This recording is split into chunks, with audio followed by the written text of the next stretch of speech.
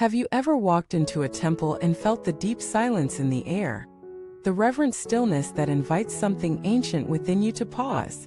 And have you ever wondered why, in such a peaceful place, there are so many rules, especially the one that says you shouldn't just roam freely wherever you wish? Welcome back to the channel. I'm truly honored to share this moment with you. Today's topic is one that bridges the visible world of spiritual practice with the invisible world of sacred energy. We're going to explore why spiritual spaces like temples have seemingly strict boundaries, and why these guidelines aren't about control, they're about connection, reverence, and deep transformation. If you've ever entered a Buddhist temple or any sacred space, really you've likely seen signs or heard instructions. Don't point your feet toward the altar. Don't turn your back on the Buddha. Don't walk into the inner halls without permission. Don't take photos. Don't speak loudly. Don't wander. At first glance, it might feel restrictive.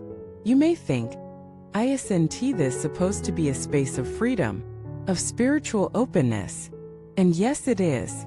But true freedom in the spiritual path doesn't come from doing whatever we want.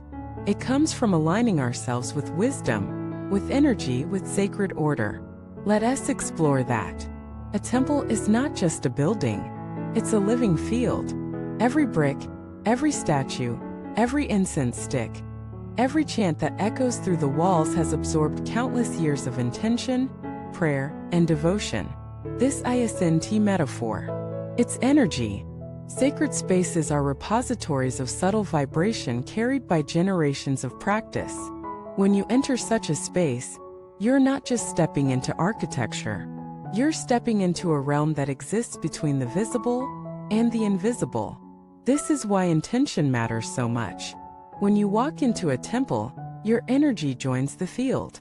If you come with reverence, the field supports you. If you come with distraction, the field absorbs it, but your connection to it weakens. And if you come with unconsciousness, wandering, talking, taking selfies, the field is disrupted. Not out of punishment, but out of misalignment. It's like walking into a library full of people in deep study, and then shouting across the room. It breaks the field, not just for others, but for you. Let me share a story. A young man once visited a famous temple in China.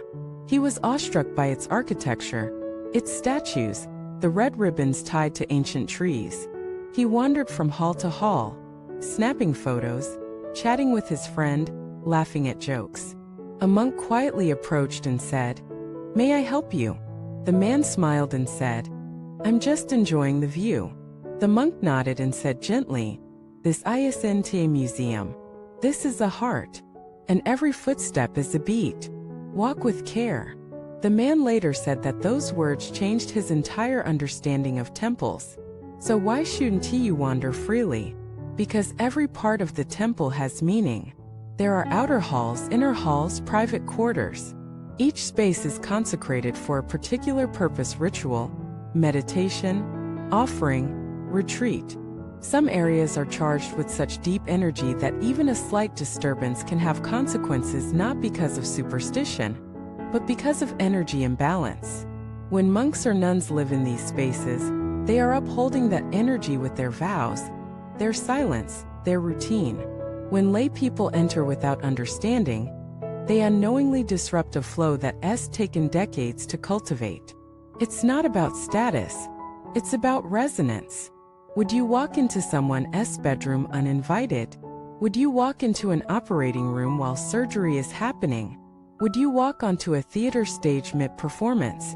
The temple is all of these at once: a sanctuary, a healing space, a sacred performance of presence. Now let us go deeper. Monastic rules are not just about outer behavior. They are invitations to inner alignment.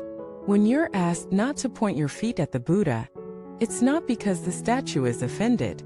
It's because the gesture of respect changes you. You kneel. You bow. You humble the body, and in doing so, humble the mind.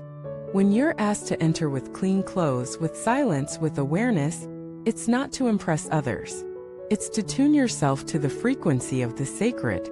You become part of the field, and the temple becomes a mirror. This is why mindfulness is emphasized so strongly in sacred spaces. Every step, every gesture, every glance is part of the practice. You don't leave your spirituality at the door and pick it up again at the altar. The whole journey from the gate to the cushion is practice. And the truth is, when you enter with this awareness, something extraordinary happens. The temple begins to open itself to you. You feel it in your chest, in your breath, in the quiet that wraps around your thoughts like a soft robe. You realize you are not visiting the temple. The temple is visiting you.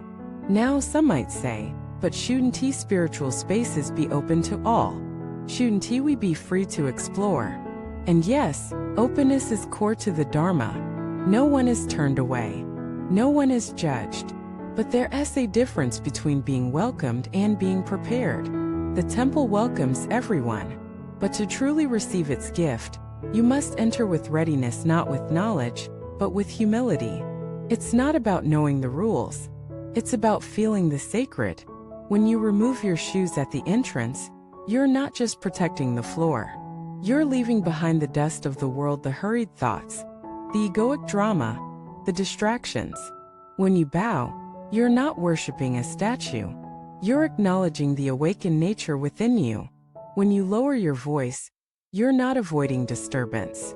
You're tuning into silence. And when you refrain from wandering, you're not submitting to authority. You're allowing yourself to be led by the rhythm of stillness, by the architecture of awakening. Let us remember, rules without spirit become dogma, but spirit without structure becomes chaos. The path of awakening walks the middle way. And temple etiquette is part of that middle way, a structure that holds the spirit until the spirit can hold itself. So the next time you enter a temple or any sacred space, try this. Pause at the gate. Breathe. Bow inwardly. Let go of thoughts. Feel the energy of the place. Walk slowly. Listen deeply. And rather than asking, "What can I see here?" ask, "What can I be here?" Because ultimately, the temple is not a place. It is a state. And every rule, every gesture, every moment of silence is a doorway into that state. Thank you for watching this video. I'd love to hear your thoughts. Have you ever had a moment of deep presence in a sacred space? What shifted for you? Leave a comment, like, and subscribe if this message resonated. Let us continue walking together, with reverence, with awareness, and with open hearts.